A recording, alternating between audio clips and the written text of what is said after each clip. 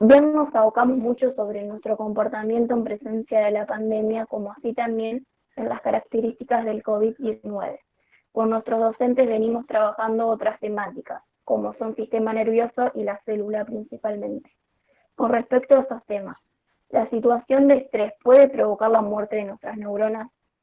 Sí, hay algunos estudios que han demostrado que situaciones por ahí extremas, por ejemplo, en casos de violencia, o sea, por ahí situaciones más extremas, está descripta la alteración. Entonces, en los estudios que hay, por ahí se ha visto que a la larga esta muerte neuronal por ahí le produce cambios en la memoria, en algunas personas, principalmente en el comportamiento. Está descripto.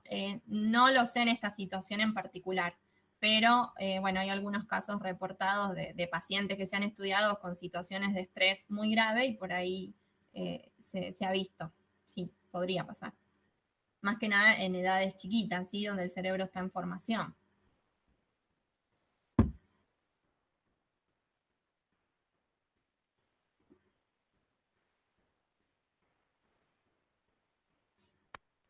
¿Cuáles son las enfermedades más conocidas del sistema nervioso que se desarrollan hoy en día? Bueno, mira, enfermedades que haya leído del sistema nervioso, no encontré otras que se desarrollen más que los que tienen que ver con trastornos de ansiedad, insomnio, que bueno, las ve más que nada, son trastornos más bien psiquiátricos, que lo ve un médico psiquiatra. En neurología no he visto por el momento reportes que haya distintas patologías que se desarrollen en este contexto. Como parte del coronavirus, por ahí hay algún reporte de personas que desarrollan convulsiones, más que nada en adultos mayores, como parte de la manifestación clínica. Y también el coronavirus puede afectar la sensación del gusto y el olfato, como parte de síntomas, ¿sí? Que se ha visto en el transcurso de que se empezó a estudiar los síntomas, como única, por ahí, manifestación más importante del sistema nervioso, pero no encontré de otras patologías.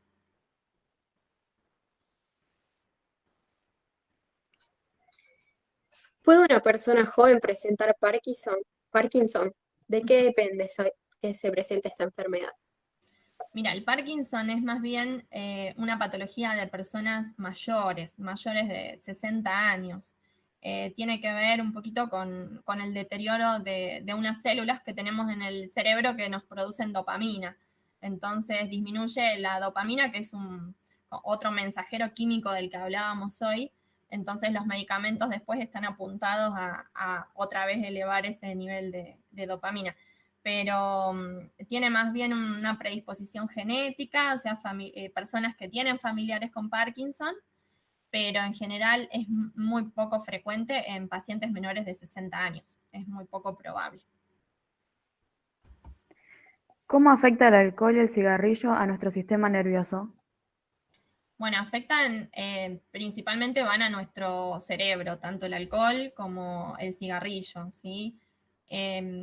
En estos casos, por ahí, en la situación que estamos viviendo, muchas personas a veces usan el alcohol o el cigarrillo como una manera de calmar un poco estos estados de ansiedad, pero a la larga estas sustancias van modificando nuestro cerebro, nuestras sustancias químicas. Lo que van haciendo es aumentar estos neurotransmisores, estos mensajeros de los que yo le hablaba, los aumenta, entonces en general las personas que van creando adicción necesitan cada vez más de esa sustancia como para poder sentir esa sensación placentera.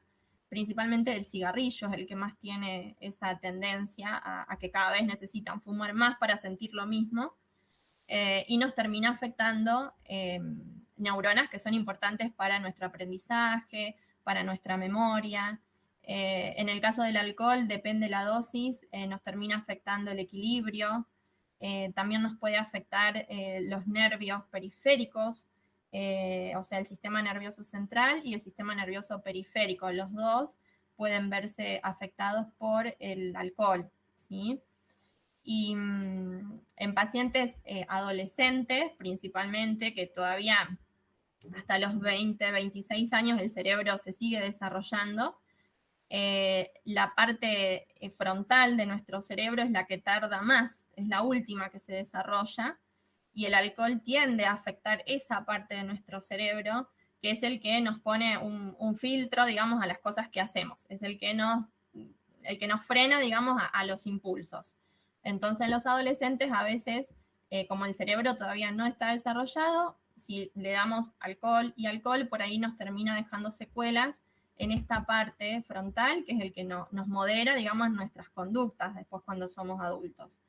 Entonces, bueno, son drogas que trabajan más que nada sobre los mensajeros químicos y ni hablar que afectan otros órganos, ¿sí? En el caso del alcohol, el hígado, que produce cirrosis, a veces hasta cáncer también de hígado, y bueno, y un montón de otros tejidos, al igual que el cigarrillo, ¿sí? Principalmente cáncer de pulmón, pero cáncer de lengua, cáncer de laringe, de vejiga, produce alteraciones no solo a nivel cerebral, sino en todo nuestro organismo, cualquier sustancia de abuso, ¿sí? Lo mismo las drogas también tienen un efecto en parte parecido a nuestro cerebro, ¿sí?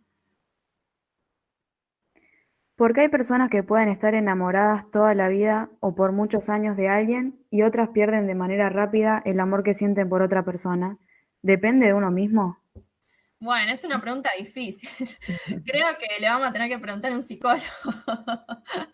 Está buena esta. Está buena, la pregunta es interesante. Yo creo, por ahí sé muy básico, porque creo que un psicólogo por ahí nos puede explicar mejor. Me parece que en parte depende mucho de cada persona, las sensaciones de enamoramiento y cuánto duran, es muy individual. Depende mucho, yo creo, de la etapa de la vida en el cual se produce el enamoramiento. En general, cuando uno es adolescente, son sentimientos mucho más intensos, que por ahí duran menos, o no, o duran más. Y a medida que nuestras emociones se van desarrollando y van madurando, por ahí vamos teniendo otro manejo de las emociones. De todas formas, el enamoramiento tiene una explicación supuestamente también cerebral. El enamorarnos nos modifica también sustancias a nivel de nuestro cerebro, al igual que el chocolate, al igual que estas comidas ricas lo produce. Y eso es lo que primero se altera cuando uno se enamora, en el flechazo, digamos, se aumenta la dopamina, que es una de las principales. Y después, a medida que vamos tomando confianza, que uno por ahí establece una relación más duradera, digamos, con una pareja, se desarrollan, en algunos estudios han demostrado una hormona que es la oxitocina, que es la que por ahí nos hace como mantener ese vínculo más bien de confianza con el tiempo. Y bueno, y esto yo creo que varía dependiendo de cada persona, de cada experiencia, porque, bueno, por ahí nos enamoramos de personas por distintos motivos, en distintas situaciones, así que es una pregunta difícil de responder, pero creo que tiene que ver con la historia individual de cada uno y con cómo responde nuestro cerebro frente al amor. Creo que es así. ¿En qué momento de la vida las células nerviosas detienen su crecimiento? Mira, nuestro cerebro se desarrolla aproximadamente hasta los 20 años, que es cuando termina de crecer. En la niñez es fundamental la alimentación de los chicos, ¿sí? Chiquitos que están desnutridos durante su infancia, en general pueden tener algún déficit de aprendizaje o de memoria cuando son más grandes. O sea, el crecimiento en general se termina de formar nuestro cerebro y nuestro sistema nervioso en la adolescencia o después de la adolescencia.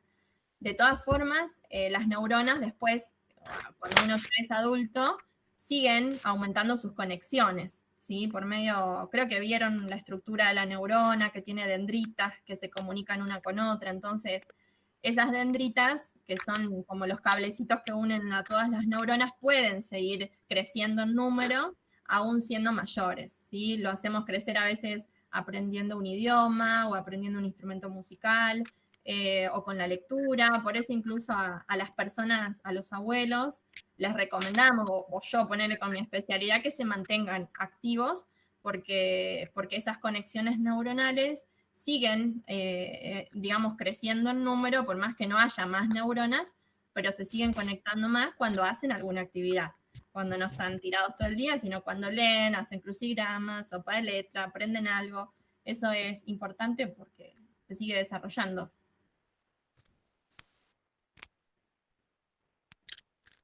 Las células con las que nacemos, ¿mantienen su estructura y función o van cambiando con el paso del tiempo? Y no, todas van cambiando. Todas nuestras células del cuerpo, de alguna forma van envejeciendo, y así también las células nerviosas. Nuestras células de la piel, todas nuestras células tienen un proceso. En general funcionan muy bien cuando uno es muy joven y después pueden tener tienen un deterioro que es esperable que aparezca, ¿no? No es igual un cerebro de un chico de 20 años que de un abuelo de 80, ¿sí? O sea, con nuestra vida va cambiando su función, va cambiando su estructura, y también depende del estilo de vida que tomemos.